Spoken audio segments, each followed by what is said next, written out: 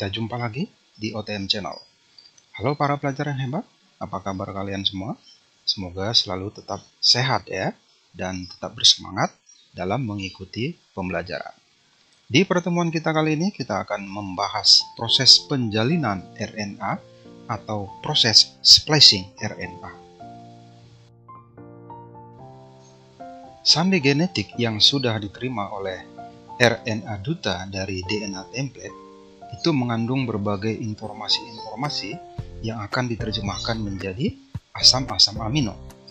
Nah, tetapi RNA duta yang dihasilkan oleh DNA template ini masih berupa RNA duta yang mentah, yang sering juga kita sebut namanya pra-RNA duta. Pada RNA duta ini terdapat bagian-bagian yang bisa diekspresikan menjadi gen-gen tertentu, dan ada juga bagian-bagian yang tidak bisa diekspresikan. Nah, bagian yang bisa diekspresikan atau gen yang akan diekspresikan menjadi protein tertentu itu kita sebut namanya ekson.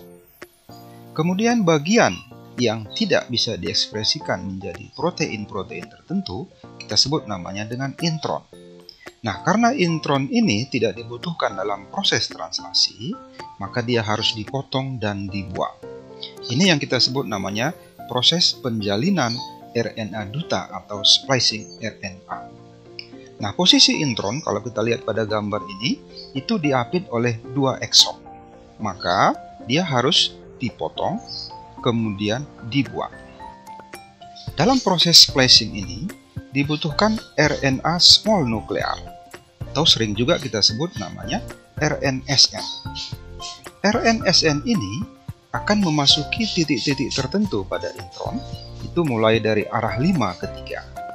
Kemudian pada titik tersebut, yaitu di titik 5 dan titik 3, akan memotong intron tersebut. Kemudian mengikat dan membuangnya. Sehingga nantinya akan terbentuklah RNA duta yang lebih runut dan lebih teratur. RNA small nuklear akan bergabung dengan protein-protein kompleks lainnya membentuk kompleks enzim yang kita sebut namanya spliceosome.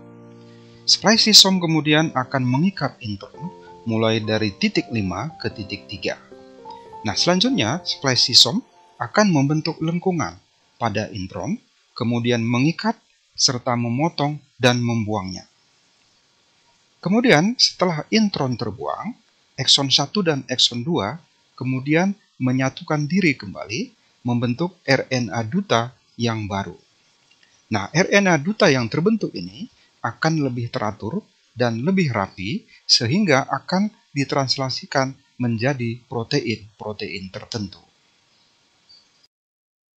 Proses splicing, spliceosome harus melakukan pekerjaannya dengan teliti dan rapi, sehingga intron-intron yang mesti terbuang harus dipotong lalu dibuang dengan sempurna. Apabila ada ekson yang ikut terpotong, ini akan mengakibatkan terbentuknya RNA duta yang tidak teratur dan tidak rapi. Sehingga dalam proses penerjemahan asam amino nantinya akan memungkinkan terjadinya kesalahan. Sehingga akan terbentuk asam amino yang tidak diinginkan oleh sebuah sel. Apa akibatnya terhadap proses kehidupan? Nah, ini akan mengakibatkan timbulnya makhluk hidup yang mengalami kesalahan atau pembacaan RNA duta sehingga nanti protein yang tersintesis itu menjadi salah. Nah, dampaknya lebih buruk lagi akan menimbulkan individu-individu yang sindrom atau abnormal. Oke, terima kasih para sahabat hebat sudah menonton video ini. Salam sehat selalu dan tetap semangat. Nantikan video-video menarik berikutnya hanya di OTM Channel. Jangan lupa like, subscribe, dan bunyikan tombol lonceng.